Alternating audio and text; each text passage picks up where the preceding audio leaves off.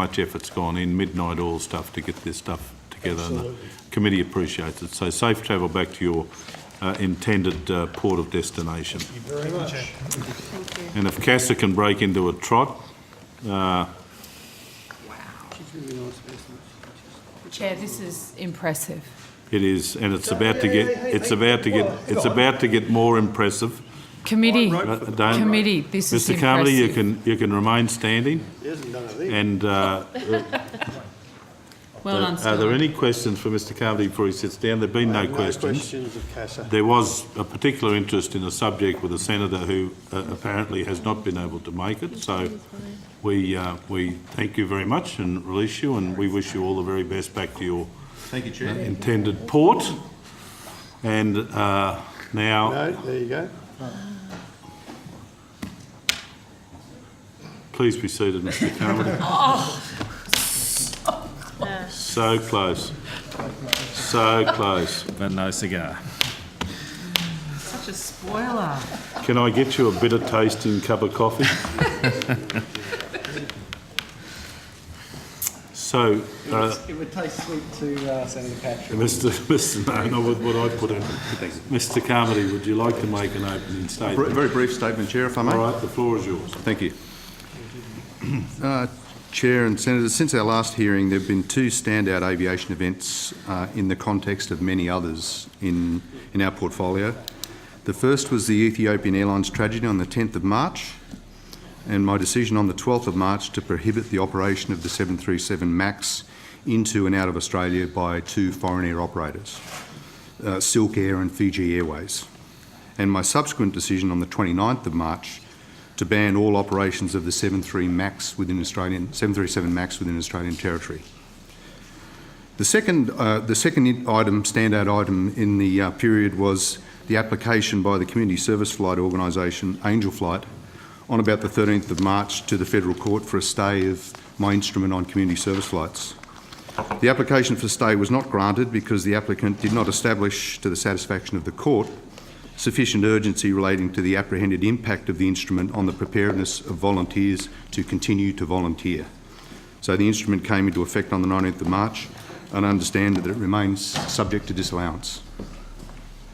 All right, That's all. thank you, Mr. Carmody. Any senators with any questions, Mr. Carmody? There being none, sorry, Senator. Can I just get an indication from Senator Patrick? Has he got it? Is it going to be a while? No, it's not. Because I won't make any phone No, it's calls. not.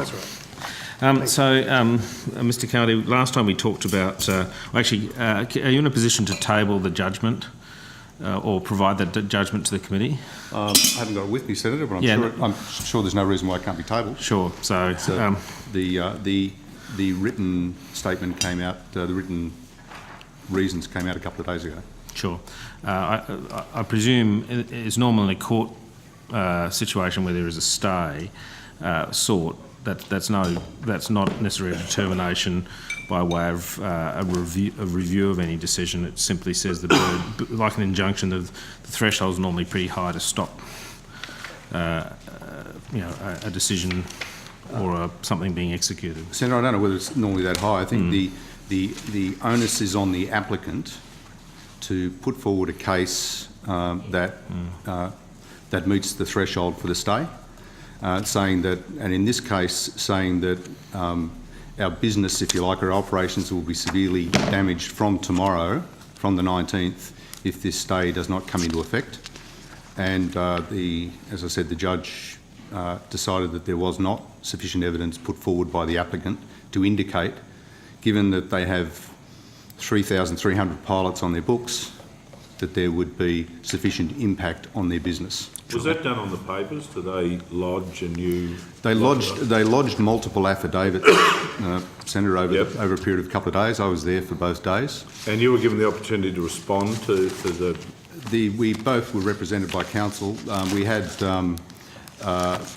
so our counsel responded with a couple of affidavits that we put forward as well. Yeah, so the point I'm making is, did anybody from Angel Flight or CASA or anywhere else for that matter give testimony, sworn testimony? No, proceedings? So it was done on the papers. It was done with legal advisors engaging with the judge. I think that's essentially correct, Yeah. Chair. Is this in the Federal Court? Federal We're Court of Federal. Victoria. Okay, sorry, Senator. Now, you've provided some data to this committee in respect of angel flights, in essence suggesting that they are more likely to have an incident than regular private pilots. That their incident rate is higher than regular private flying, and that their fatal accident rate is also higher. Okay, is that data related only to the sector, to sectors where there is a passenger on board? Yes, Senator, that's my understanding. My understanding is that the data that is reported by Angel Flight to, for example, to BITRA, relates to the sectors that passengers are being carried, and that's the area that we're most interested in. So I'm not interested in positioning flights, Senator. As far as I'm concerned, they are private flights. They're not actually related to there's not a patient, if you like, on board for the positioning flights. There's only the pilot. But the operation of positioning and returning the aircraft clearly fits within the scope of any operation. In that you can't actually perform the function without doing that. Community service flight, by definition, is the flight that has the patient and or the carer on board, not just a pilot positioning the aircraft. So that's not a community. That's not the way we define a community service flight. So we're focused on, and my colleagues will correct me if I'm not correct, but I'm sure I am. We're focused on the actual flights where patients, if you like, calling them patients for want of a better term, are carried.